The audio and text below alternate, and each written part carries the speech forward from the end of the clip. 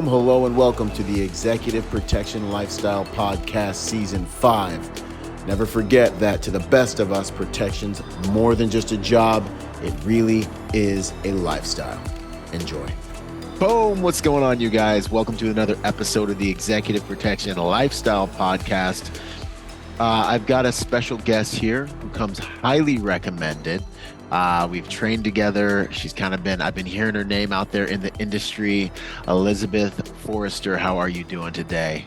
I am good, Byron. How are you? Hey, I'm great. It's an honor. It's an honor to be able to do these things, have these conversations, make these contributions, right, and crystallize your experience. You know, real quick before we get into it, you guys that are listening to the Executive Protection Lifestyle Podcast, shameless plug because it's my podcast, is the largest real-world library of executive protection content in the world.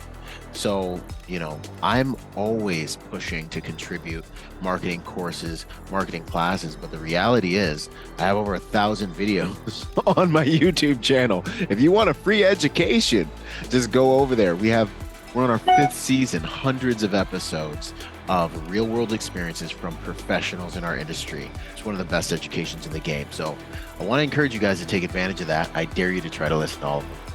And then, and with no further ado, let's jump into it.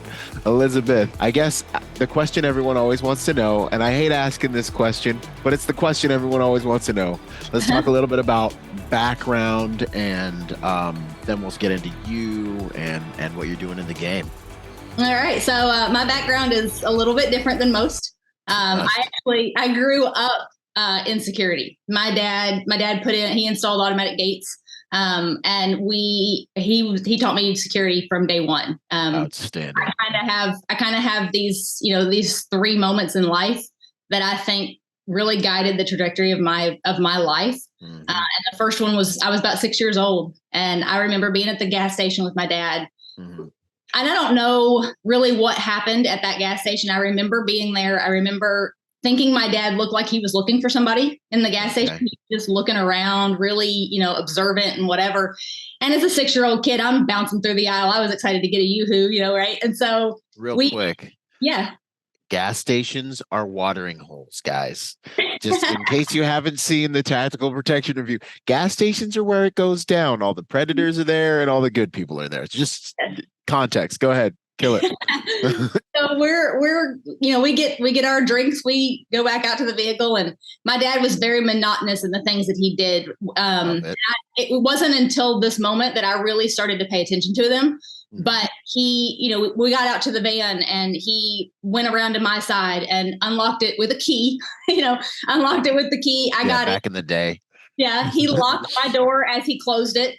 He went around to the driver's side. He unlocked his door. He got in. As he would close it, he would hit the lock button with his elbow and close the door. And then, we would get ready. He'd start the vehicle, all the things. And I remember being, back in that van, and I handed him that yoo-hoo. I'm all excited thinking he's going to open that thing.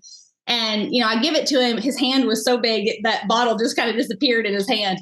And awesome. He says to me, "How many baseball caps were in that gas station, and what color were they?" Outstanding. And I love your dad. I was 6, and I said, "I don't know," and it was the very next thing out of his mouth is what I think really changed the course of my life. He said, "You need to know." And I never had that conversation with my dad. I don't know what happened in that gas station. I don't know that anything happened in that gas station, but maybe just me bouncing around being oblivious might have been it. I don't know. But that moment for me was really what changed the course of my life. And from that moment forward, everything about my life was security. Everything was about situational awareness. Everything was questions. Even when I learned how to drive, my dad taught me defensive driving. He taught me paying attention to what was going on around me. We'd be driving down the street. He'd reach up and cover up my rearview mirror and say, "What color are the cars behind you? And, how long have they been there?" And, and I loved, it was always a challenge. I loved when I could get, I would say, "Well, there was a silver truck. Now it's a white car." And he'd say, "No, there's still a silver truck." And I'd say, "No, it turned at that light," Yeah. And I had to look, and he's like, "Oh, I missed it." Whatever. I loved when I could get him with stuff, but it was just, that was kind of the mindset that I grew up in. So for me, when it comes to background, when it comes to certain things, I struggled for a while because I really felt like I didn't have the structured background that people want you to have, the paper that says you've done things. Yeah. But for the longest time, I doubted myself. And it wasn't until I started doing like your course and started meeting some of these different people that really said, you don't think like most people think. You need to be doing more of this because you're made for this. You're built for this. And it wasn't until other people really started solidifying that confidence in me that I realized I actually did have a lot to offer. So that's kind of where it started. I love it. You hit some awesome things and my little brain won't hold them if I don't get them out real quick. Yo, first of all, dads, you have influence. This is amazing. I love the way he raised you. This is what I'm going to do as well. But, fathers, mothers, parents, you guys have influence. I mean, her father changed her whole entire life, and the amount of times that lesson has probably saved your life without you even realizing. Just tipping, encouraging your kid to have that level of situational awareness, right? That's a life-saving skill. I would actually argue that 90% of life-saving skills or skills that help people live a safer pattern of life are soft skills, right? And if you have the right soft skills, the probability that you'll have to use your hard skills is greatly diminished and many times extinguished. But the other thing you said that is huge is the doubt. It's like this doubt that a lot of civilians have, that a lot of female protectors have, that a lot of guys, any individual without the military/police background sometimes struggle with. And I just want to speak to it real quick because a lot of the best guys I know in this industry, a lot of guys at the top of the game in the industry, Elijah Shaw, Christian West, Jared Van Dries, the list honestly goes on and on. My man I was just working with in France the other day, some of the best guys and girls in this game come from a straight civilian background, right? And I notice advantages with them because they take it seriously. They take the art of executive protection seriously. Whereas a lot of us military guys and law enforcement guys can kind of phone it in. Like, I've already been there, dude. Like, I can, I had to get my eyes opened by going to a shooting competition and watching a 17-year-old girl just wreck shop on my face. And I was like, I think I need to work on some things, but so that doubt thing is an obstacle people put in their own way that isn't necessarily accurate. If you put in the work, you can have the thing, but you got to do the thing to have the power. Yeah. 100%. The Executive Protection Immersion Course is a new approach to training agents on how to operate at the highest levels in the executive protection industry. It's one thing to learn from PowerPoint and to have conversations, but the very premise of this course is to give agents the experience they need to be effective in the field. You'll get access to our online learning platform, and then you'll show up for class and we will dive straight out into the field for on-the-job training. This is a 6-day immersive experience designed to give you the confidence you need to operate at the highest levels in the executive protection industry. You will execute a training battery of multiple executive protection operations under the supervision of some of the best in the industry. This is the course that bridges the gap from the residents to the movement team.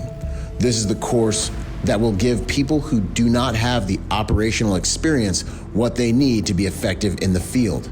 This is the course for veterans in the game to come and see how other elite professionals are executing on executive protection operations. So this is a soft skill centric course, right? This is understanding your operations, how to pull things off. These guys are gonna get feedback from a client after working a client. That's invaluable. A lot of guys go their whole careers without getting feedback from a client, just get fired, right? You're gonna have multiple exposures with clients and you're gonna get in-field critiques. You're gonna be out running details with myself and with the other instructors. When you're done with this course, you won't just have the knowledge, but you'll have the experience to be one of the industry's elite executive protection professionals. This course will give your employers the confidence that you know what you're doing. But most of all, it'll give you the confidence to know how to execute on executive protection operations at the highest levels. This course is part of the golden standard of executive protection training in our industry. It's the first of its kind, and it is absolutely changing the game. Hey man, that like Chevelle or whatever it was that you guys posted just passed. I got it. You already have the other stuff? Yeah, I got it. More audibles, man. So tomorrow you're going to have 2 vehicles, okay? But you're still going to rotate through every position. Do you want me to fall in behind him or stay on our guy? You can continue to stay on our possible threat. Come and join us at the League of Executive Protection Specialists. This is more than just a training course. This is experience. And the best of us know that executive protection is more than just a job. It truly is a lifestyle. I love it. Yeah, and you're living it. I am. Those moments in life, those 3 key moments, that first one at 6. And it's kind of funny, I was thinking about it yesterday and I thought, well, when was this? And, the first one was about 6. The second one was around 9 and the third one was around 12. So I don't know what those 3-year, marks were, but at 9 years old, I got in trouble for lying. Okay. Big surprise. Yeah, right. Waters, what can I get away with? And I got in trouble for lying. And my dad, he was a hard nosed kind of grind guy, and military background. And for a change, I wasn't paddled and I wasn't putting time out and I wasn't, all the things. Yeah. But he made me write an essay. Okay. And he made me, of course, back then there was no Google. You had to get out and actually do it. Look things up and do the research. And I hated that as a kid. There was so many times I had to do that, but it's paid off. But I had to write an essay on integrity. Wow. And it was another game changer for me because my dad had come from a background where his family, he had to lie to get his first job. He had to lie about who he was to get his first job at 10 years old because his family name was so bad that if you had that name, nobody would hire you. Wow. 10 years old, had to lie about who he was. And he worked there for a month before somebody recognized him. And boss came to him and said, for a month, you've proven to me that you deserve a shot, but you get 1 warning. This is it.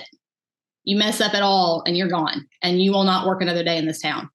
And my dad stayed at that. He was a service agent at a gas station and worked there from 10 years old until he left for the military at 18.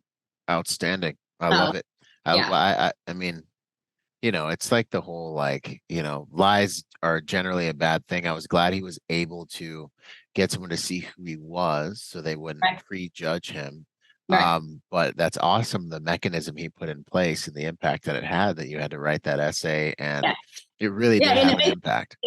It made such a big difference for me because it was, at the time, it was just, integrity was just a word, and I didn't know what I really didn't know what it meant at 9 years old. I had no idea without looking it up, but writing that essay, and I couldn't tell you at all what that essay said, but just taking the time to write that and moving forward in my life, it became such an impactful thing for me that when I was on a job, when I was doing something, that it was always, integrity is all about just doing the right thing when nobody's looking. That's all it is. And you're on a job, there's a lot of times, especially on these details, there's a lot of time it is hurry up and wait. You're standing around, you're like, oh my goodness, I could take a nap, but you have to consider the fact that somebody's watching.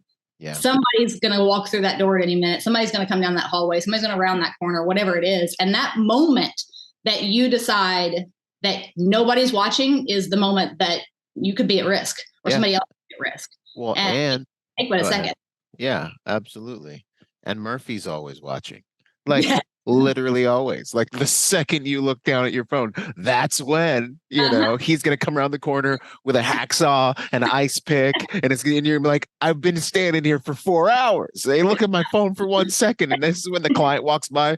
Oh, Byron, looks like your guys are on their phones. And, and that's the game. But the reality of what we do is that, it sounds so cliche, but the guys that get it win. And it's so important. Integrity really is like the secret, it's like everything, the quality of the product your clients are paying for and what they're actually getting. The entire thing hinges on your guys, your team, your individual's ability to do what they're supposed to do when supposedly no one's watching, and do it whether someone's watching or not. That's the entire product hinges on this one thing. And it's just the backbone of what we do. So it's beautiful that you got that lesson because it's everything. But anyways, what else? So what this third moment, the third moment, I was 12 And again, I'm not sure exactly what happened in my life, but at that moment, it was that moment that was the first time I told my dad, I'm going to join the Army when I grow up. Oh boy. Okay. And his response was, yeah, I know. Okay. Okay. And that was it. I mean, that was that moment of, and I don't know if it was because of his reaction that I felt confident that I could do it, or, if I was already going to anyways, I don't know. I'm the baby of 3, and, I have an older brother and older sister, and, everybody thought my brother would join. Everybody, that was going to be his plan. That was his trajectory. And he ended up not going. And that wasn't what God had for him. And for my dad at 12 years old to say, I know about me was huge. And I didn't for a really long time. My dad actually never saw me join the military. He passed away before I joined. Sorry to hear that. But I joined really, really late in life. I actually it was a whole process. It took a whole process, and just long enough for me to not be able to take any credit at all. That's how that worked. But yeah, I didn't join until I started my process at 34. Mm-hmm. And by the time I got through all of the denials, I got medically disqualified on paper twice. Wow. I never sent to MEPS. And then finally, essentially I got the recruiters got an email that kind of just said from USAREC, look, make her go away, send her to MEPS so that she'll get medically disqualified there, because that's permanent. And then we can make her go away, because they just on paper, they didn't think that I was material. And so they sent me to MEPS, and of course I passed MEPS without any problem. Yeah.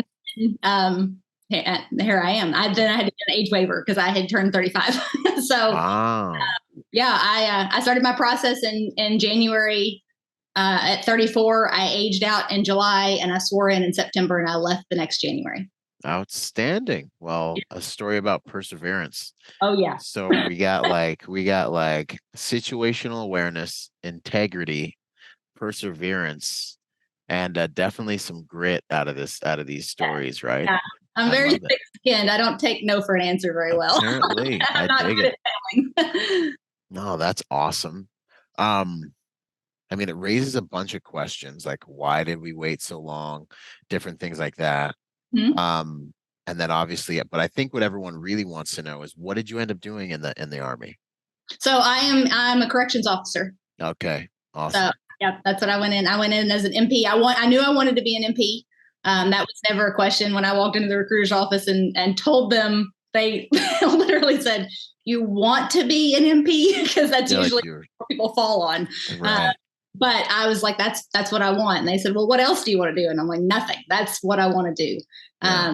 And again, it was one of those things that, I had a plan, but God had a different plan. And so, my plan was to be an MP. That's what I wanted. And I get ready to do my process. I go to MEPS to do all things. And then by the time you get ready to actually pick your job, right, you've got limitations, you've got whatever's available. And the only thing that was available was actually a corrections officer. Mm-hmm. And I thought, man, I had never considered being a corrections officer, and so I started looking at it, and I think to myself, well, I mean, still an MP, and it's climate controlled. So there is, some air conditioning. That's nice.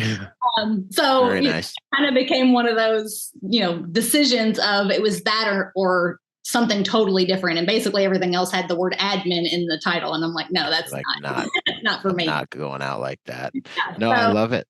Yeah, it worked out perfectly. And it has been 100%. It's not the path I would have chosen, but it's 100% what I was supposed to do. Yeah, I was meant to be a corrections officer. I mean, hitting stuff with the baton and all the training that we got to do and the hand-to-hand stuff and everything about it was me. And it's situational awareness. We're there to protect. That's the point of our job as a corrections officer. We're not there to judge. We're not there to do anything other than protect ourselves, our teammates, the inmates, the detainees, whatever. We're there to keep them safe. That's our goal. And so it's 100% a security job. Yeah. I love it. God always has a plan. We make our plans and he laughs. You already said it, I think. And it's exactly how it is. I had my whole plan going in the Marine Corps as well. And I mean, he let me taste it I wanted to be a sniper. I wanted to be in state platoon, and he let me run missions with them on my first deployment in actual combat. And then I got back and I had this gunny. I'm still forgiving him. I'm still forgiving this guy. And he got forgiveness is yeah. a process. Oh, it's a yeah, we're working through it. And he got blown up 2 weeks into our deployment because he wouldn't listen to younger Marines, other NCOs who had been to Iraq before, and he didn't listen, and he went and did something we told him not to do, and then he got wrecked. And then he got sent back. This is 2 weeks. This is on our first mission. And then we get back, we're all men. We've all gone to war. We all done our thing. And he's waiting for us to get back to make our lives hell. And Sniper Platoon was like, hey, we want Rodgers. Called me up to the office. I was transferring platoons. I was like, it's gonna happen. I'm actually achieving my dream. And he comes up the stairs in his crutches. I'm like, and he kiboshed the whole thing. But it's, I wouldn't probably be here, like I would have got reindoctrinated and I would have probably had a nice skeleton tatted down my arm and been freaking smoking people for the government to this very day. I wouldn't be this version of Byron, probably. Right. So my path would have been different. I wouldn't have met my buddy Luke at a bar, getting out of the Marine Corps and then all that stuff. So I have a friend that says you change one single thing about your life. It doesn't matter if it's good or bad. One single thing about your life, and you are not who you are right this second. Path. Yeah, 100%. And I got to give a shout out to Vince for connecting us. He's awesome. Yeah. What's his handle on IG again? Lead. Yeah. Lead. Lead. I don't know. He's gonna kill me for not knowing. I know, right? He's like, you don't know you don't follow me, right? But nah, man, Vince has been killing the game, and you've also been killing the game. That's one of the reasons I wanted to make sure and have you on here. Lead executive protection, y'all. Vince, be sure to connect with him. Be sure to link up and catch up with him. He is one of the homies. He's one of our graduates, and one of the awesome dudes that's come out of the school. Yeah, no, it's all good, bro. One of the guys that's come out of the league and has done amazing things. So let's dig into your EP prowess. How long have you been in the industry? So a little less than a year, honestly. It's been quick. I love this.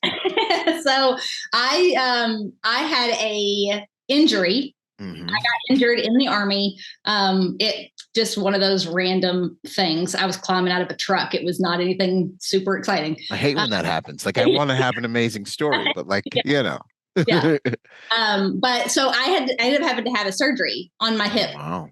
And so with that, I'm not good at being still. I don't do well with recoveries, and, I can follow doctor's orders because doctor says do something and I'm going to follow it to the T because the last thing I want to do is do it again.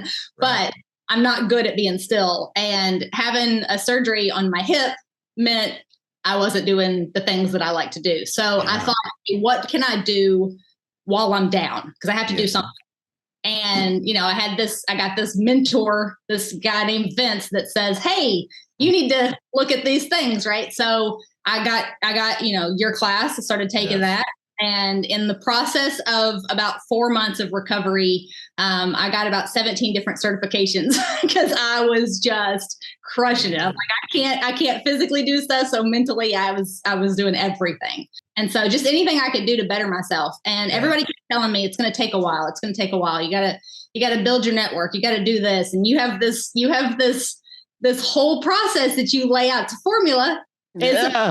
Right? You lay out this formula if you just follow it. And that's what I did. I started following it, and I went on to LinkedIn kicking and screaming because I don't like social media. And I'm like, all right, fine. I'll embrace this horrible thing, as we say in the military, right? Embrace the suck. And so I get on LinkedIn, and again, it was one of those people start saying, man, you've got content. You need to put this stuff out there. So again, I don't know if you had a chance to look at my LinkedIn stuff at all, but like every single post that I do on there is a phrase. It's a catchphrase, right? Yes. So it's close but no cigar, or it's bite the bullet, or it's whatever. It's these phrases that we know. And again, comes from my childhood, comes from my dad being, kind of a hard ass individual, right? Where he, on a regular basis, I would say something, close but no cigar, or whatever. Right. And he'd say, where's that phrase come from? What? I don't know.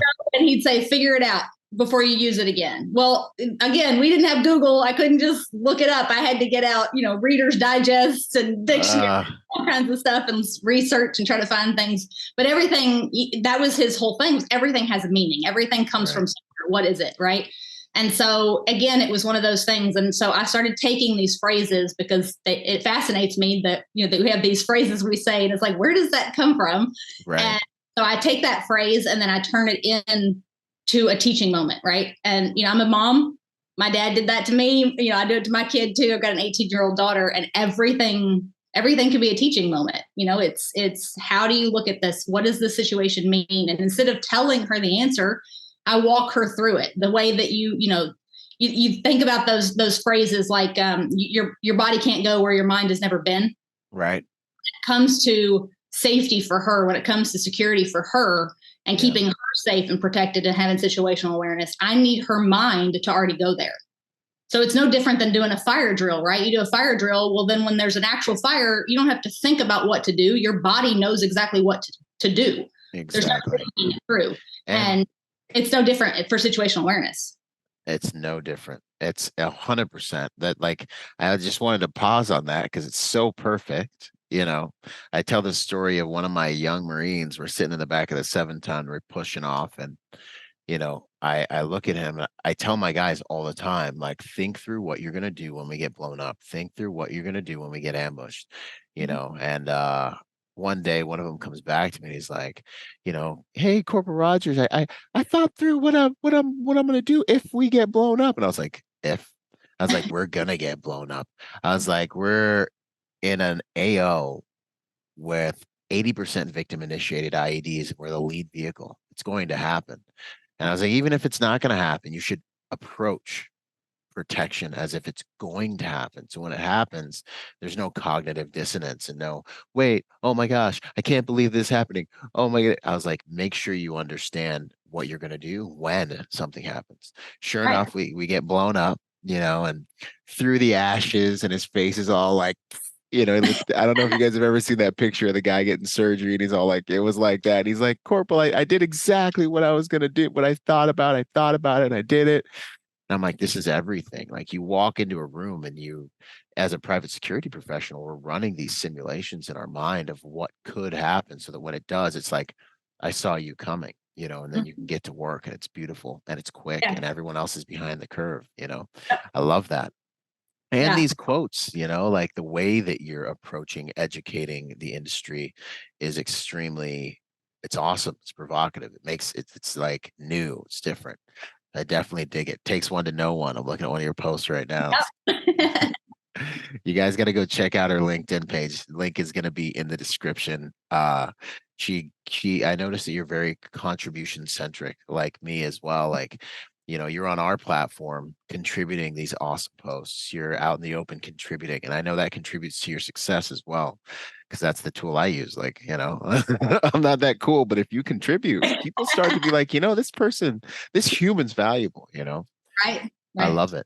The service industry, it's all about service. I mean, and everything we do. And it's, life in general, just as a human, right? Life, you go through something, and I think everything that we go through, whether it's good or bad, is in order to do something for somebody else. If you struggle to get through something, if you got an addiction or you have something like that, and you're struggling to get through it, when you get to the edge, right, when you finally climb that rope and you get out of that hole, you don't just walk away. You turn around and you help the next person. That's the point of being a human. That's the point of life. Yeah, and we go through this together. And it's the way you feel alive. Like, I've been spending ridiculous amounts of time with extremely successful people since I started this industry, 21 years old, living in the shadows with lots of successful people. Right. And, it's like, I've learned that success isn't really where the value is. Like, there's value to it. It's what you do with that success. But ultimately, what really, really matters is significance and who you're helping. Like, what makes you significant? How many people you're helping? And I've been sitting on a plane next to a billionaire who's looked at me and been like, and I'm sitting there with my little computer, doing my little online thing, going through courses, and I'm like, kind of like happy, and he's just staring at me, and I like look over and he's like, you're happy, aren't you? And I'm like, yeah, yes, sir. And he's like, He's like, we're on my plane. Right. I'm the man. Everyone wants to be me. And I'm sitting, and you're over here happy with your stupid little computer and your headset. And I'm just like, Jesus, I don't know. So, but it's because, like when you're helping people and you're contribution centric, you unlock the key to life. And that's powerful. I love that you said that.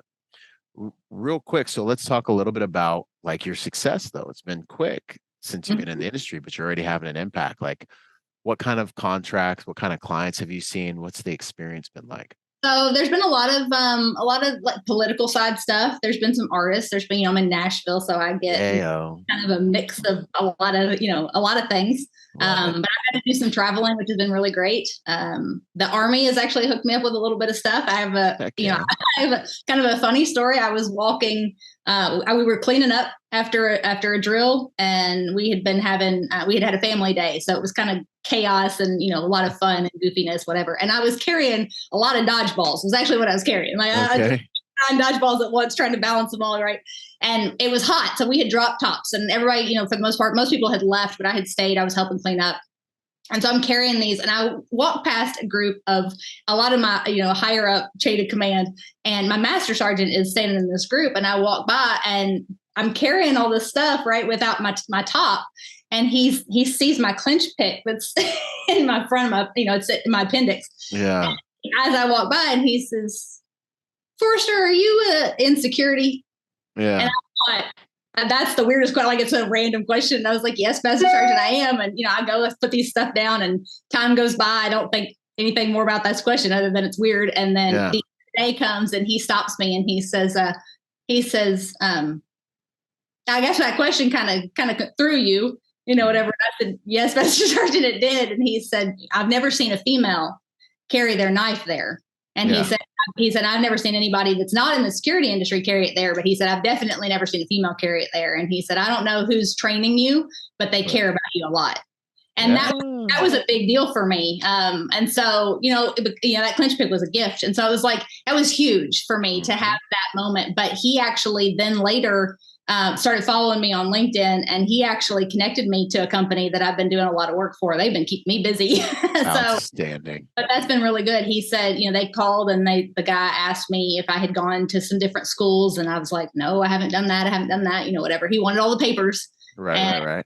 He was like, he said, I told him, I said, I haven't done those things, but he goes, "I can't ignore this reference. So I'm going to give you a shot. This is what we'll try. We'll see how things go, whatever." And, I worked one job for him that was kind of on my own. And then from there forward, it just exploded. Yeah. Yes. I love it. What would you say would be the primary factor that has contributed to your success? Other than my formula, of course. Of course. Yeah. The formula has been huge. It really has been. That's awesome. Probably the confidence. I mean, like I said in the beginning, learning that I actually have something to offer makes a huge difference. When you realize that you have what it takes to do something, there's a huge difference between being confident in what you do and being insecure about what you do. And in the security industry, you can't be insecure about what you do. You have to know that you have the skill set. Yep. So that was probably the start to that kind of started pushing me in that direction, was realizing that I actually had something to offer. Yes. And mixing that with your formula, mixing that with, a team, mentorships and connection, your group that you have that we can connect to each other, and those, the sometimes weekly, sometimes monthly. Yeah. And the Zoom calls and stuff, those are huge, because those connections that we can make between each other is gigantic, because we can send each other business. We can bounce ideas off of each other. We can, network within the network, and it's huge. So yeah, those kind of things that you're not successful on your own. It takes a group of people. You're never successful on your own. And, my dad used to say it when I was a kid, and I always thought it was just a goofy phrase that he said. I didn't really think a whole lot about it till I got older, but he always said, if you help somebody get to the top of the mountain, you can't help but get there yourself. Yeah. That's beautiful. And it's huge. I mean, it takes a team of people to be successful, and you've got to trust the people that you work with. And when you've got good people around you that you can network with, it makes all the difference. In every single direction. Like, And that's why I designed everything the way I did, is because everything good and bad in your life is going to come through relationships. Right. It's just gonna, like, you even have a relationship with the light bill company that you pay the dang thing with. Like everything, like your master sergeant giving you that recommendation, relationships, you built equity with him, trust, confidence with him.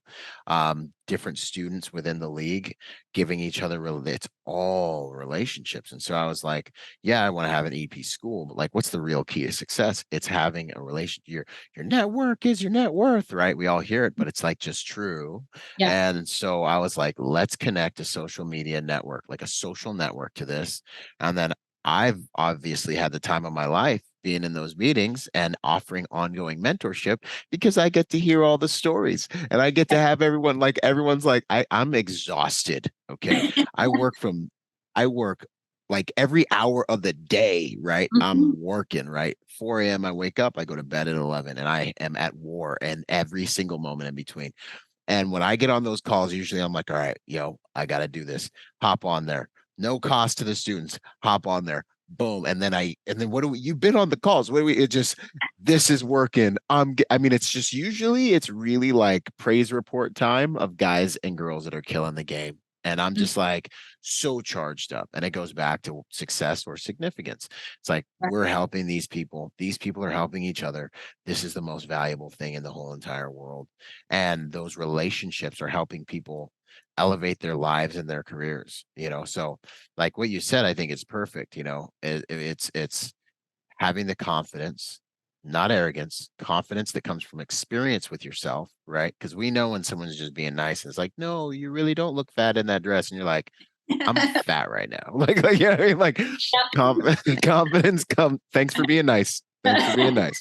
Right? Confidence comes from experience, having the training, having the background, having the life experiences you've been speaking about, to be able to be in integrity with that understanding of real confidence, and then having the network to help get you out there and amplify the right relationships that ultimately lead to a successful career. That's huge. Those are the cheat codes, guys. I hope you're taking notes. I love it. A good mentorship. These things are awesome. Yeah, the mentorship stuff is huge. I mean, having people that you can bounce things off of, especially that are in the industry and have been in the industry longer than you, that's huge too, because you have those abilities to make that phone call, to go, all right, I'm fixing to do this. And what does this look like? Or am I doing this right? Or, hey, I'm going to do a walkthrough, or I'm going to do an advance. I'm going to do this, right? And you can call somebody and you can run something by them, an idea or a decision that you're kind of bouncing between two things. How do I do this? You've got somebody you can call that knows. They've been there. They're like, don't do that. That's bad. Like, right. Don't do this, right? Or absolutely make sure you do this. Make sure don't forget about some cake, right? Different things that you and so all these things, I mean, there's been times that I've been able to pull networking strings like that, where I can get some answers about something ahead of time, and then I show up and I'm the new guy. I'm the new guy on the team, but I'm running because they're like, hey, can you try to can somebody do this, right? And I'll go, I can do that, and the look is just, all right. And they're like, all right, go. And so I'll just go whatever it is. And, I got put on a detail. I got a phone call. I had worked with the team on a job, and it was 5 days. And I worked with one guy in particular on this detail. He came halfway through the detail. And so I only worked with him for the last 3 days. Well, fast forward about a month, and he was on another detail. He was with somebody, and he said, I got to replace this guy. He's awful. He's making the clients. They're not, they don't ever want to see him again. Like, they want him away. It's bad. Yeah. And so the CEO of the company calls me and he says, hey, would you be interested in this job? Because, this guy is asking for you specifically.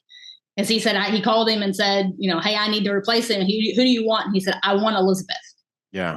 And, and this guy's only worked with me for 3 days, and it was not even on a detail that was similar to this one. We just worked together for 3 days, but he said, I know that you're going to have my back. Yeah. And that was huge for me, was, the phone call that I got from him when I asked him, and I said, they said you requested me specifically. And he said, yeah, because I need somebody that I can trust, that I know has integrity. I'm not going to have to watch you.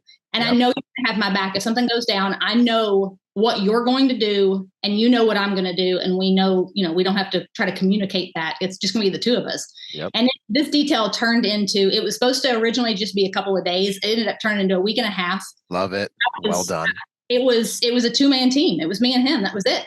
Yep. And it was a huge deal. I got to be a driver. You're doing all of the things. And even that was awesome. Because again, I told you in the beginning, my dad teaching me, tactical driving, defensive driving stuff. And, being able to simple things, I can back into a parking spot, and the clients were floored by that. And at first I thought, all right, girls can drive, I was like, calm down. Yeah, right. But at the same time, I realized, the person that I had replaced, that was one of the things that they couldn't do. Like, they were making the clients nervous because they were driving this big SUV and they were like hugging the line because they weren't quite, sure how big the vehicle was. They couldn't back into the parking spots because it was long, all these things. And I'm like, it's just a vehicle, right?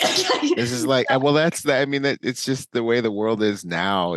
People are like, how do I make it? I'm like, if you can do the basics and be professional and show up and back into parking spots, like you're dang close to John Wick compared to the right. It was a lot of fun, and it was funny. There was actually a moment at the end where I kind of laughed myself, but the where we were parking, we were in a parking garage where we were parking. We had the same person parking next to us on a regular, like the entire time. Yeah. And it's very obvious that the person parking next to us didn't care so much for us. Okay. And so every day that we got to the parking lot, it was their vehicle was closer to our spot. And so my spot was getting tighter. Yeah. But if I backed in, however, it put strong side right by the door, which was why I was going to back in, because why would I don't want my clients going around a vehicle. So I'm going to back in anyways.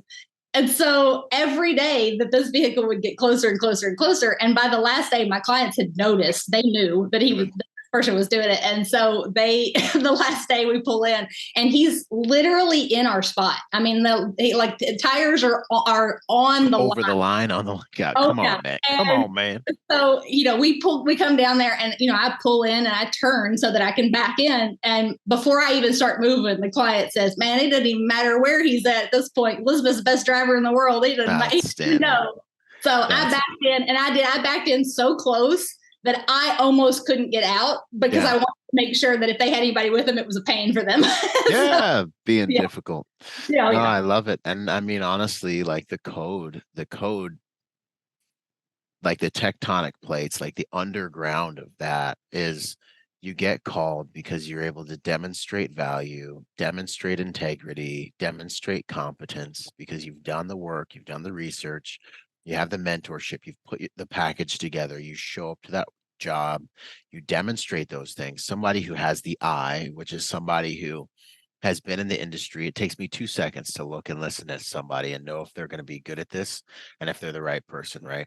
Someone who has the eye, who has the experience, who has a larger network, recognizes those things that you've worked on underneath the streetlights, boom, gives you a shot, you deliver, you guys over deliver because then the detail gets elongated, gets expanded because they're like, yo, you know what, this is great, let's keep it going.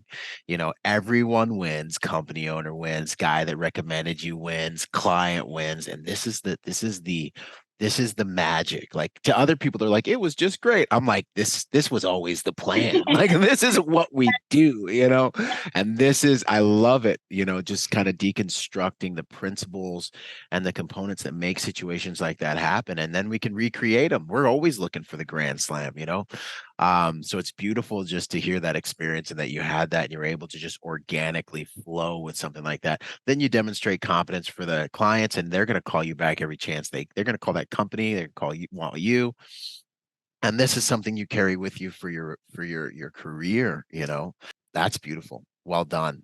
Females in the industry, right? So we got to talk about this, it's awesome one to have, you with your experience and your recommendations and your success here to address it. What would you say it's like, first and foremost, being a female in the industry? Well, a lot of them are watching. I literally just talked to one this morning that's like, what do you think? Da, da, da, da, da. So I'm giving them content. So you got to be thick-skinned. Yes. Not be sensitive. Y'all don't know what to do with tears. Like you can't be sensitive. Well, and these days, gentlemen, right. you also have to be thick-skinned. Like I got to say something to the boys too, because I got guys right now. I'm like, are you okay? I need to give you constructive feedback, homie. Right. Like, yeah, I mean, like, what are we doing right now? Yep. You know? Yeah, it does take this industry as a whole. Doesn't matter, male, female, doesn't matter. You've got to be thick-skinned because you're going to have those moments where somebody's going to come at you. Somebody's going to. Yep. In a constructive way, but not necessarily in a productive way. Yeah, usually, hopefully in a constructive way, but humans are humans. And sometimes you're on details where they don't want you there, or you make someone else insecure because you're competent, or you just messed up and it's time to be humble and listen to how you should have zigged instead of zagged, like, right? Anyways, send it. Sorry. Yeah, so as a female, I have very quickly discovered there will always be at least one male per team that doesn't want me there. I can pick him out pretty quick. He usually drops me a line right off the bat. He tells me something like, don't overthink it. That's usually the number one line. Oh yeah. Or let me give you some advice. That's the other. So there's always. Yeah, I can pick them out pretty quick. They're pretty open about it. It's like trying to find the vegan in the party. Yeah. So as a female, you have to be prepared for that. You've got to know that there's going to be people in the industry that don't want to work with female, and I'm okay with that because I love being underestimated. That is, my entire life has been about being underestimated. I'm always underestimated, and I'm okay with it. Yeah. In the security industry, I'm even more okay with it because I want to be underestimated. I want to be the one that nobody's looking at. That gives me an advantage. If you and I are on a team together and we walk into a room, they know you're the security. Your scarf doesn't bring you down enough. They know you're security. You're intimidating. You give that vibe, right? Yeah. That's why I smile so much. I'm just trying to get everyone to relax, But it's like that song, I'm the bad guy or whatever. I just want people to just feel the same way, but be like, that's the good guy. Like I want bad guys to look at me and be like, that's the good guy today. Like, God, like, oh my gosh, like not today. Like, yeah I'm the good guy, But anyway, I love what you're talking about because it is a huge advantage. Yeah. And go ahead. When they're not looking at me, that's an advantage. This principal that I worked for not long ago actually at one point pulled me aside because we kept getting stopped. We would go through a security checkpoint and the security would stop me. Yeah. Well, we're on 2-man detail. My guy in the front is a bald, decent sized hammer guy, right? Yeah. And I'm like, he's obvious. I'm the trail. I look like the bluffer. I look like the person just like, don't stop me. I'm clearly with this. Right? That's what I'm pressed trying to sneak in right now. And so I would get stopped. It didn't matter what kind of security checkpoint. It could just be a metal detector. It could be a state trooper. It didn't matter. Everybody stopped me. And the clients after the first day pulled me in the office, and it was one of those, hey, we want to have a conversation with you. And I'm like, oh, I'm about to be fired. What did I do? Yeah, like, okay. And they pull me in there to apologize to me. We're so sorry that you get stopped. And, in that moment for me, it was instantaneously my psychology went, oh, I can play this. Oh yeah. This is great. Here's all right. Like, go ahead. And I'm like, keep handing me your cards. Yeah. And they give me this long apology. They tell me how, it's just not okay that they would stop me and they don't stop my partner and blah, blah, blah, and all these things. And I told them, I said, I really, really appreciate that you noticed this. This is huge for me as a security professional. I said, and working for you, it's amazing to me that you noticed that and you were taking the time to tell me. So I really appreciate that. That means a lot to me. I said, also, and then I went from that into him educating you a little bit. And I said, as a female in the security industry, I said, I want to be that. I said, because I'm valuable for you if I'm that way. I said, if I am the one that's being stopped, one, it tells me who's on my team. I said, because we're going through a checkpoint and they don't stop me, then they're not concerned about your safety. Right. They know who you are. Right. They're not stopping you. They're stopping me because it looks like I'm trailing you. Right. So that tells me that person is on my team. So I know that trooper or that person, that security guard at the metal detector, whoever it is watching out for your safety. I know they're on my team. If something happens, I know they're going to react. Right. They're ready. They were complacent and they weren't paying attention to me. So I said, that's an advantage for me in the security industry. I said, but from your standpoint as a client, I said, when we walk into a room, they're noticing my partner. They know that he's your security. I said, but what they don't know is that I'm going to come out of nowhere. Yep. Because they're not looking at me. They see him, they see you guys, and they think it's just him and you. And then, they're blindsided by me. Right. And I said, that's an advantage that I have. And, one of these clients, I had there was a few of them, and one of them was a female. And I told her, I said, you know what it's like to be underestimated as a female? And I said, let them. And she said, oh yeah, girl. Yeah. So it was huge because I had that moment to not only express that to the client and kind of educate them a little bit, but as a female in the industry, you have to understand that you are going to be underestimated. Right. You can't be loud and obnoxious about it. You have to embrace that and use it to your advantage. Yep. Kill them with competence. And that's always been my approach as well. I used to always I'll always fake beta, we call it, or I'll always I just want everyone to be comfortable, or I always love it if I get underestimated, because then you can humbly just demonstrate competence, and it's easy to hit a grand slam. If everyone expects you to be, once you're a black belt, it's over. But when you're like a white belt and a yellow belt, and you're getting on purple and brown and blue and all this, then you still have space to be like, wow, people to be wow, so that's awesome if they think you're a white belt, because you can demonstrate competence. It's like a grand slam, so go into it expecting that people will underestimate you, but recognize that your tools are different and your advantages are different, right? So if something goes down, people already identify me as a combatant in the environment. I may as well have a uniform on in a lot of cases. So I have to approach so many things differently. Whereas there's that awesome video of that female where there's a guy crossing the street with a firearm. We've all seen it by now. There's a guy crossing the street with a firearm towards a bunch of kids, it looks like. I think it's in Brazil. But he just doesn't expect the female to be a combatant, and she just draws from her purse, boom, boom, smokes him in the chest. He hits the ground. She kicks the weapon away. Perfect form, perfect amount of force, protects everyone. But the principle is he did not see that coming. And all violence, warfare is built on deception. It's quite an advantage. I love it. As Sun Tzu would say, right? Yeah. Good stuff. What would you say, as a female, any more advice I would say to a female thinking about getting in? So have thick skin, expect to be underestimated, kill them with competence. Anything else come to mind? You got traction really quick, but go ahead. Yeah. Don't forget about, how this industry started. Executive protection as a whole, it started in 1970. The coin executive protection was coined by the Secret Service in 1970. And, it was the EPS. It was the Executive Protection Services that they started, and it was to guard visiting foreign dignitaries. Right. So the term EP is just close protection. That's the concept of it. And we can't forget where it came from. It's all about keeping people safe, but you need your team in order to do that. It's not a one-person job. You have to be able to trust the people that you're with. And as a female, especially, a lot of times we come in because we're underestimated. Our counterparts they're not confident in us right off the bat. Yeah.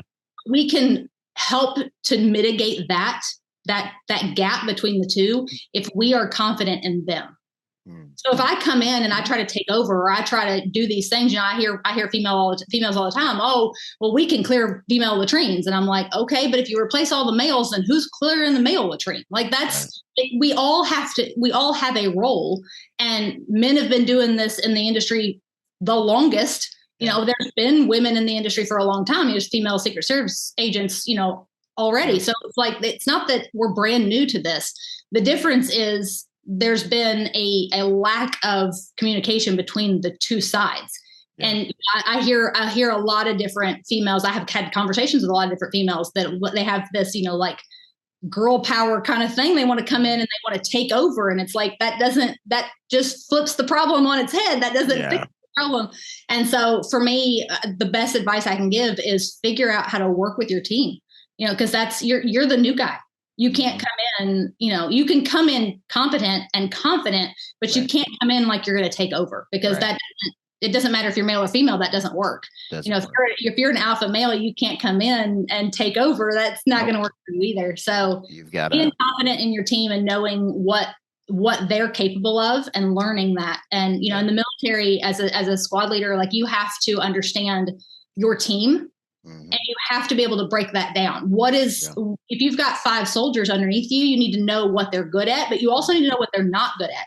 Because if I'm not good at something and you are, then you and I are going to make a good team. Right? Because you're good at the thing I'm not good at, and I might be good at the thing you're not good at. Now we're perfect. Right. And you've got to be able to do that, but you can't do that if you come in with this attitude of taking over or, well, you're underestimating me, so I'm just going to act different, whatever. You've got to be willing to understand that you're the new guy and learn from their experience and have the confidence in them. And that confidence will translate back to you. Right. That it's like a mirroring effect. 100%. It's really, it's knowing, like any new person, finding a way to complement each other. That's the hugest thing. Like my strengths become the team strengths, like if I'm looking at someone who like isn't as physically potent as I am, right? But they have strength, but they know they're not as physically potent as me. They train to their strengths, and they allow me to step in situations where it is time for my strengths, and we use them at times when it is time for their strengths. You have a beautiful synergy that's more powerful than any individual could be on their own. And when I know that my partner's aware of those things, like, man, one of my best friends, Caleb Shirk, we step in, he handles the things that he's good at, I handle the things that I'm good at, and we just go like this all the way through the detail very often. And I think it's the same thing. And then, just not to use a bad term, but this is a unisex term, know your role and play your position. If you're new on a detail, know your role. I don't care if you were John Wick's freaking sensei. You come to a new detail, guess what? You're the new guy. Okay. Guess what? You don't know where any of the landmines and tripwires are. And if you're a human being, there's going to be things in your spectrum of capabilities that you're good at and it's rock solid on, and things that you're not.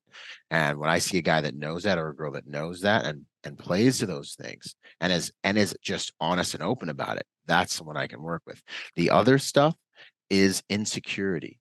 The other bravado-y stuff, that's a protection strategy designed to protect them psychologically from their inadequacies that they subconsciously know that they have, So, and everyone sees through that. Everyone's naturally a psychologist. We all been looking and dealing with humans our entire lives, right? I love it. That's good stuff. Competence, kill them with that and be humble, and serve the team. What would you say is the hardest lesson you've learned being a protector?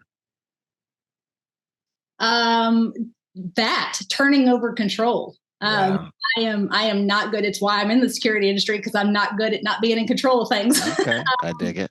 And I learned at a really, really young age in unfortunate ways that there are things in life I can't control. Yes. And because of that, though, it turned me into this security mindset of, okay, I can't control everything, but the things I can control are what I'm going to. Yeah. And the hardest lesson I think I've had to learn is that sometimes I just can't control things. Whether it's the way a job is being run, whether it's a decision to be made. There was a time I was on a detail, and it was me and one other person were sent to do an advance and be there to receive. And the judgment call of how we were to receive was not my call. It was what we were told to do. And then the person I was with was that in particular male on the team that didn't really want to work with me. Kept telling me to stop overthinking things. Mm-hmm. And so there was a few things that I could control in it, and I made those adjustments, being able to see a door differently or whatever that, he thought I was overthinking, but it's a door and I can't see it, so I'm going to move. Right. Yeah. So there was things like that I could control that I did, but there was a couple of things I couldn't control. And in that moment, I had to realize this isn't my detail. Right. This is what we were told to do. This is what he is telling me to do. He's been in the industry longer than me. And in this moment, it's not my job to step on his toes and take over, because unfortunately, I knew how things would probably go. Unfortunately, it is kind of how they went, but nobody got hurt. It was not that kind of situation. It was just a situation where people didn't think that we were where we were supposed to be. And that kind of backfired. But in that moment, I had to realize, if this backfires, it's not backfiring on me or my career. Right. Because in the situation, it's going to be, she was a team player. She did exactly what she was told to do. Uh-huh. And that's going to be that's going to be where the chips fall. But if I had taken over and something had changed, that's going to look totally different. So in that, that's kind of been the hardest lesson, is that sometimes I have to just go, okay, in my head, I'm like, this is not a good idea. Yeah. And that gets into the social. Yeah, that gets into the social dynamics of it, right? Because at certain points, especially if you're not in charge, you have to make a judgment call between social equity and being like, I'm going to play my position. Yeah. You know what? This is on you. I'm gonna play my position and the actual mission, because ultimately that other individual who's in charge bears the responsibility. And so being a good follower is one of the most important things in this whole entire game. So I'm glad you're able that you made that call. And then maybe, hopefully, they listen to us next time. Right. Right. Yeah.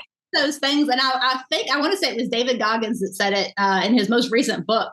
I just finished that, the Never Finished book. And he talks about leadership is often mistaken for what happens at the top. And it's amazing. Yeah. Because there's so many things that happen, especially in this industry, there's so many things that happen that come from a lower level. I mean, being in the Army, especially, I started as an E1. And I just recently got promoted to sergeant. So I'm now an E5, but I worked my way up to that from E1. I've hit every single rank in 4 years.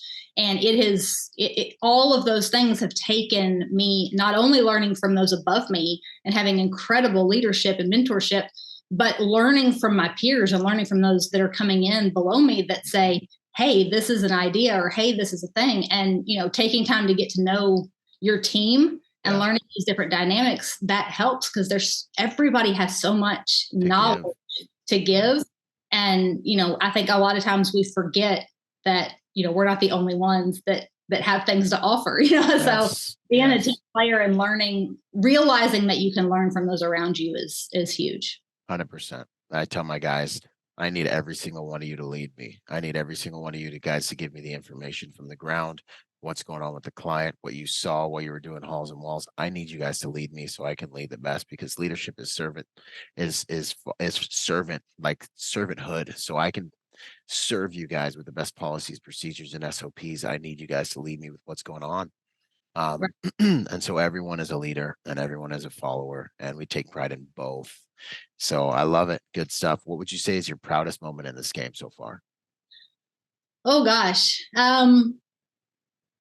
I don't know that I have one moment. I mean, there's been, I do something in every single detail, and those that are close to me, my mentors and stuff that are close to me in this industry, I've had this conversation with them. So every single detail that I'm on, I take 2 moments during the detail. One is that moment where you go, oh my gosh, my feet are killing me. I would give anything to just take a break, go take a nap, whatever it is right now. And in that moment, when I am at like my worst, right, I'm exhausted, my feet are killing me, my calves are throbbing, whatever it is, I think to myself, is this what I want to be doing? Right? Because in that moment, when it is the worst, that is the time to ask yourself, is this what I still want to be doing? And if the answer is still yes, then you're not complacent. You are doing what you're supposed to be doing. And in the security industry, the last thing you want to do is become complacent. So to me, that's huge. So I always do. That's my one moment. My other moment is that at least once during every detail, I go, holy crap, I'm getting to do blank, whatever it is. So whether it's somebody specific, if it's a halls and walls moment, but I know who's in that green room and it's like, oh my gosh, they're in that green room, right? Whether it's something like that, or it's, getting to drive, getting to be, put on a detail that got extended, whatever it is. Every single detail, I take those 2 moments. The one that says, is this what I want to be doing when it's the worst? And then when it's like that proud moment or that exciting moment, I go, holy cow. And I acknowledge the fact that what I'm getting to do is amazing. I love it. To me, that's really it. I mean, I can't narrow it down to one moment, because every single detail I've been able to do that at least once is go, wow, this is happening right now. Mindful, very present. I love it. And just live in it while you're doing it. That's huge. And I running these little mental experiments. I did the same thing when I came back from Iraq, to think about how war bends you into things. I've talked about it on here a couple times, but nonetheless, I love that level of mindfulness, and it keeps you in the game. Um, Good stuff. So as we get into our closing questions, one thing that you believe protectors should do daily to make them better at protection or better humans? You should always be increasing your value. So it's one thing to say that you are valuable and that you have value to bring, but if you are not doing anything to increase it, then what are you? I mean, you can buy a picture, you can hang it on the wall, and you can say that picture is worth $1,000. But if you sell it, unless somebody's willing to give you $1,000 for it, it's just a picture you're stuck with that's hanging on your wall. It ain't worth nothing other than what you say it's worth. And as individuals, it's our job to make sure that we are adding value to ourselves. I mean, I have people all the time that say, I should be making more. I'm worth more. And I'm like, well, why? Why are you worth more? What are you doing to make yourself more valuable? And, I'm floored when they tell me, well, nothing. Like, are you taking classes? Are you, I'm like, you don't have to go to school. You don't have to physically go to a college. There are millions of online courses that you can take that are not super expensive, but they're incredible. And I love them because I love to learn from all different walks of life and all different kinds of people. So I can watch these online videos, or I can do these online courses that are, anywhere from a couple $100 to, sometimes they're on sale and you can get them for $20. It depends. But the nice thing about them is that they just keep your mind going, right? They keep you thinking outside the box. They keep you, fresh in education. Those kind of things to me are valuable. And if you're not doing things like that, if you're not getting education, if you're not reading books, if you're not mentoring, if you're not talking to people, if you're not networking and having conversations with people about stuff. I mean, I have mentors that I talk to literally about random things. We'll talk about, psychology or the way people think, or we'll people watch and dissect, the different things that they're doing, their body languages, their interactions between each other, right? Are they arguing? Are they having a conversation? Are they in a relationship? Are they not in a relationship? Those kind of things. It's little things that you can be doing, but if you're not doing those things every single day, it's like working out. I was a personal trainer. I've been a personal trainer for more than 15 years. If you're not taking care of yourself and you're not working out every day, then you're not getting better. You're getting worse. Every day that you skip, you go the other direction. Right. The only bad day is the day you skip. Right. Like and it's the same for the mind. If you are not constantly grinding to improve and bring value to what you have to offer, then you are not making yourself valuable. Yep. And your life, the speed of development and the speed of evolution in your life is just tied to your ability to generate and add value to yourself and grow and learn. You want a higher quality life, you got to make higher quality decisions. You want to make higher quality decisions, you've got to get higher quality information. It was the first equation I had to solve when I got out of the Marine Corps. I was like, well, okay, I'm like pretty jacked and pretty tan, I think. I was like, but I'm just going to be like a kind of jacked and tan, kind of funny dude who's not making a lot of money here real quick. If I don't figure some crap out, I'm just gonna be kind of all right. I don't know, and I was like, what do I do? How can I achieve anything successful? And I was like, I only got me and God. And I was like, I need to add more value to myself. And I remember literally just sitting there being like, what am I gonna do? And so I started learning. I mean, audiobooks, $10 a pop, your automobile university. You got a 30-minute drive, add the hours up. How many hours can you invest in? There's no better education. Everything that people are seeing, I've been able to create a how many figure business off of the internet, just contributing. All you got to do, invest in yourself. This is the age of information. You have thousands of hours of any subject you want at your fingertips. You can just download it. I don't read good, so I listen to things. There's literally no excuses anymore. You could literally just start using this medium we're doing right now to generate value, and the world will reciprocate that value back to you in compensation if you figure it out. So what you're saying is one of the most powerful principles. It's definitely changed my life, and as a result, changed the lives of many people that we've been able to get into the private security industry and different things like that. It's extremely powerful. I hope everyone takes it seriously. And you've got quite a bit of wisdom, been dropping some serious stuff here during this interview. Are you teaching anything? Because I see some stuff in there, and then obviously the way you present. I do. So on my LinkedIn stuff, I call it the individual defense tactics. It's just a different term than self-defense, because self-defense is so watered down. Everybody thinks that it's hand-to-hand everything, and it's not. It's literally just situational awareness, but with action, right? Yeah. So that's what that is. So that's that teaching on that side, and it's just taking the scenarios, taking things that happen in life, and putting them into an education. That has been huge, because I've got a lot of people that have reached out to me, different networks, and I've had the guys reached out to me.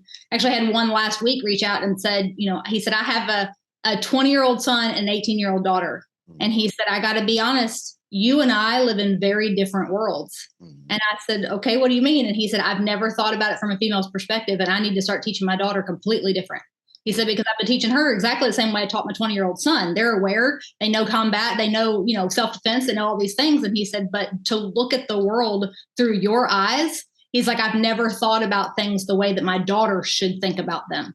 Because he said, as a guy, I just don't think about it that way. Yeah. And it's been huge. I have to think differently when it comes to everything I do. Females in general, we have to vet everybody. On LinkedIn, you get a request on LinkedIn as a guy, you're like, okay. You get a request as a LinkedIn as a female, and you're like, yeah, let me look and see, like, how weird, like, what's up? Is this person do they actually want to network with me, or do they want to take me on a date? Like, this is, those are two very networking. Right. So, I've even got, I kind of laughed to myself. I had a friend of mine, I told him, I said, I'm going to swear you to secrecy with this, but it's really not a secret. It's pretty common, if you've creeped me out. But when I go to mixers, and I have two different pockets. I always wear some kind of blazer or something, and I have two different pockets, and I call one the creep pocket. Right? Nobody knows which one it is, but I take your business card. I have a conversation with you, right? And then when it's either going in the pocket I'm gonna call, or it's going in the creep pocket. I'm not calling you, because that was not work related at all, right? Yes. So but because by the end of the night I get home and I've got 25 business cards, and I'm going, okay, who was what? So you got to keep them separate. As a female, I have to think that through, right? I have to get on Google Maps and look at the parking spaces and the parking garage and see how far am I walking from here to here, and what time am I leaving, so that I know safety routes and all these different things. I have to think all that through when I'm going to stuff. Guys are like, they show up, you get, an hour before you take a shower, you throw some clothes on, you walk inside. Here I am. And I'm like, I'm Googling stuff the day before and looking at maps and, planning stuff. And everything takes a lot of work. And so, I mean, there's that teaching. I also became an A.L.I.V.E instructor. I'm doing that as well. That is amazing. I absolutely love that. I got hooked up with Michael Julian, and he's awesome. Yeah, he is fantastic. So that's been really good. I've been teaching that for a couple months now, and getting to travel around and do courses and help people with that. And I absolutely love that, because again, it's a security mindset. I went just a few weeks ago, did a big class. I had 14 alpha males is what I said. They walked into the room, looked at me like, what in the world is this little girl going to teach me? Yeah. My proudest moment in that was the end of that. We did an hour of scenarios. So we walked through their facility. I helped them talked them through different scenarios. Okay, if these are where your posts are, I had looked over their SOPs, and I had an idea of what their facility looked like. So we walked through it. I had gone ahead of time and done a walkthrough with their pastor, and then we go through. We did all this stuff, and we're doing these walkthroughs, and I start tossing out scenarios of, okay, what happens if this happens? What happens if this happens? And, it was a scary moment for them. And I mean, for me too, because the scenarios are never nice, but, I pointed out a scenario in particular, and I watched a group of 14 alpha males turn pale with just this fear and this, like, you can see the gut wrenching reality when it hits them. And that, to me, not a proud moment, but a proud moment, You know what I mean? Like Mhm. that was the moment where I knew that they realized I wasn't kidding. Right. This is things you have to think about because again, your body's not going to go where your mind hasn't been. It's like, Right. it's not a scenario you want to think, but you need to have a plan for what happens. And you know, we get to the end of the class, literally we get to the end of the class and they kind of laughed and they said, well, we were going to ask if you wanted us to walk you to your car, but will you walk us to our car? That's awesome. It was pretty funny. Yeah, no, you probably uncovered their Achilles heel, you know, like the thing that they might have an idea that, you know, like the thing they hope the enemy wouldn't find, you know, the thing that they probably have been like, I don't know what we're gonna do. And then you were like, what about this? And they're like, well, we're just kind of hoping that doesn't happen. Yeah, hope's not a plan, bro. Yeah. You can't go where your mind hasn't been. And as security professionals, we have to think about the worst. We kind of live in that shadow realm so that when the Kikarian, right, when the Loch Ness monster of chaos appears, we're like, hey, sup, buddy? We're waiting for you. You know what I'm saying? Yeah. Hi. You know, we're over here too, you know, so I love it. Good stuff. Outstanding. Well, we're going to make sure you send me all those links for people to find and follow and hire and get your live training and all that stuff. And the last question is, at the end of the day, what is it all for? How would you like to be remembered? Oh man. It's an easy question. Yeah, right. That's a deep question. So are you a psych major too? I've struggled with this for a while. So it's very similar to you. You actually make a comment very early on in your training videos. You make a comment about getting out of the Marines and trying to figure out what you want to do. Right? How are you transitioning from being a Marine? Because you're, once a Marine, always a Marine. How you transition from being a Marine back to being a civilian? Right. And for me, that became a conversation early on as a soldier. I signed an 8-year contract. I'm at the 4-year mark. I'm halfway through my contract right now. But my question to myself was, I have spent my entire life knowing I was going to be a soldier. That was never a question in my mind. So from at least 12, when I made it a statement, right? Prior to that, it was already in my head. So at some point, that became a mindset. And I spent my entire life with that mindset. And I went from, I'm going to be a soldier, I'm going to serve, I'm going to do this, into being one. And I was only a year in when it hit me. What am I going to do when I was one? And that reality became very, very real because like I said, I've been a personal trainer for 15 years and I've done all these other things. I've always been in the service industry. I've never done anything not service industry related, but it's different when you think about doing something like that, something so profound as being a soldier or being a Marine and going, how do I transition into something back to being a civilian? It feels so insignificant. It feels like a backward step. It feels like the end of something. And you're going, what kind of difference am I going to make then? And for me, I've always had a desire to have a life that mattered. I've always said I would rather go out doing something than doing nothing. I don't want to, people are like, oh, how great it would be to just, pass away in your sleep. And I'm like, no, that sounds awful. I'm like, I want to go, and people go, that's how I expected her to go. Like blaze of glory, pile of brass. I want to be executed in the dang town square, yelling freedom. Okay, like I've always been planning to be a martyr. Anyway, sorry. Yes, exactly. This was always the plan, guys. I had kind of a funny story real quick. I had not long ago with some of my soldiers. We had a conversation which was, what will your famous last words be? But everybody else got to choose your words. Oh, interesting. And it was an anonymous across the board that they all said my words would be, oh my gosh, I'll do it. That would be awesome. Because they're like, you're so bad at just delegating and then actually letting somebody. You're like, just give it to me, I'll do it. That's awesome. So, but that's the thing. It's like you want to have a purpose. So many of us, especially in the security industry, that we want to have a purpose. We want to make a difference in somebody's lives. We want to be able to protect somebody or serve somebody. And for me, that was what it was all about. Going from being a soldier and trying to figure out what I could do moving forward. And I thought, man, I got into my whole life has been, I want to be a soldier because I wanted to protect and I wanted to serve my country. And I'm like, what better way to continue to do that when I'm not in the Army anymore at some point, and I've been in the security industry 100%, and I can just say, what is it that you do?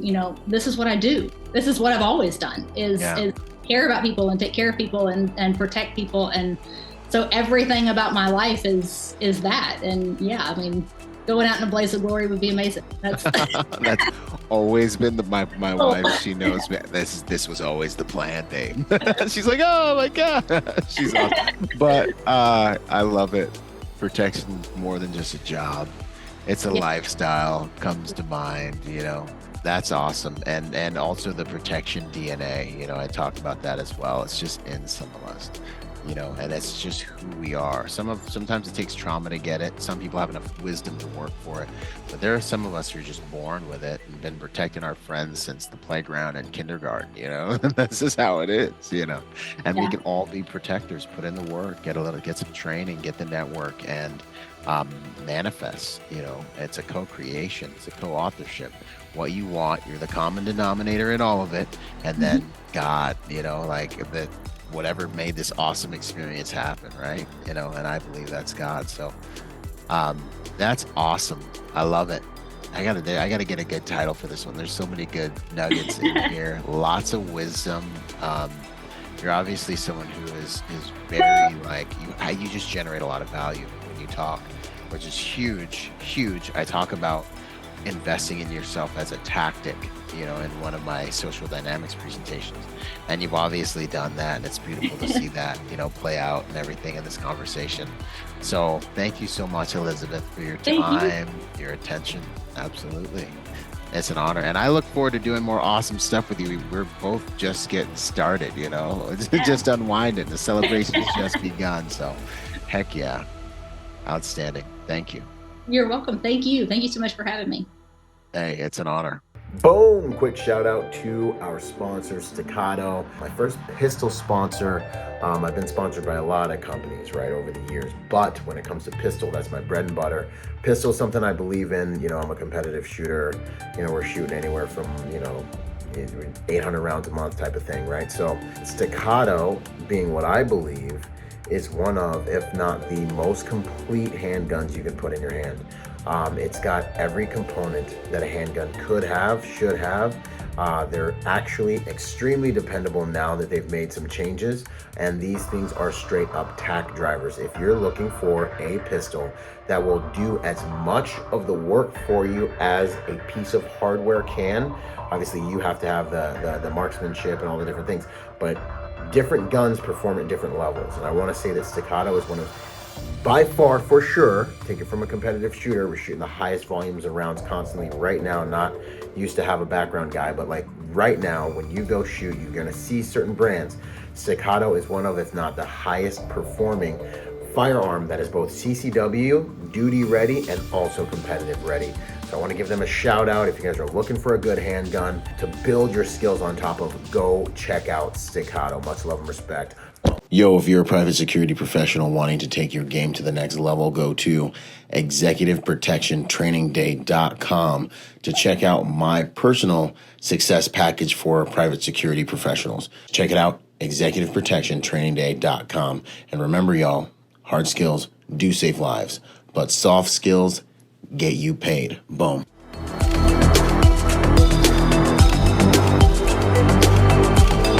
Boom. And to support this podcast, go to executiveprotectionlifestyle.com and contribute to our Patreon account. That Patreon account is what helps me make this podcast possible, contributing to this brand, what we're doing here, making it so that I can bring better guests on, making it so that we can plan more events and just expand the contribution to the private security industry, and also to making America a safer place. Do whatever you can, contribute whatever you can, because it makes all of these things possible. Thanks for those contributions.